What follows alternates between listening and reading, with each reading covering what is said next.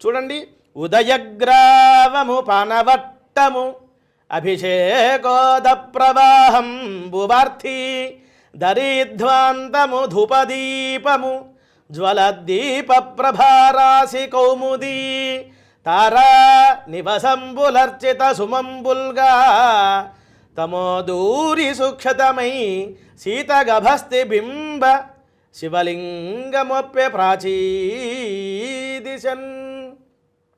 భగవంతుడు భక్తికి లొంగుతాడు. మనకి ధనం లేదు, ఏమి చేయాలి అంటే కన్యాకుమారి దగ్గరికి వెళ్ళామనుకోండి, 3 పక్కల చక్కగా నీరు, సముద్రం ఉంది, ఒక పక్కన భూమి ఉంది. ప్రాచీదిశన్, సూర్యుడు తూర్పున ఉదయిస్తూ ఉంటారు కదా, ఆ విధంగానే పౌర్ణమి నాడు చంద్రోదయం కూడా తూర్పున ఉదయిస్తూ ఉంటారు.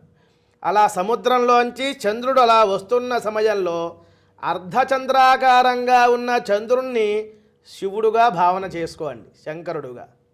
శివలింగం మీద నీళ్లు పోసాం, నిలుస్తాయా? కింద పడిపోతాయి.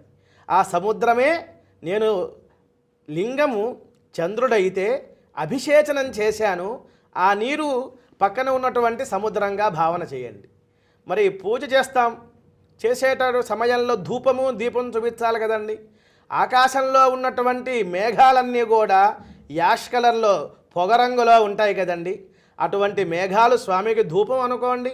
కౌముది, వెన్నెలంతా దీపం అనుకోండి. ఏమండి, పూజించాలి కదా, పుష్పాలు కావాలి అంటే తారా నివసంబులర్చిత సుమంబుల్గా, నక్షత్రాలన్నీ పుష్పాలుగా అనుకోండి. మనం అనుకోలేము.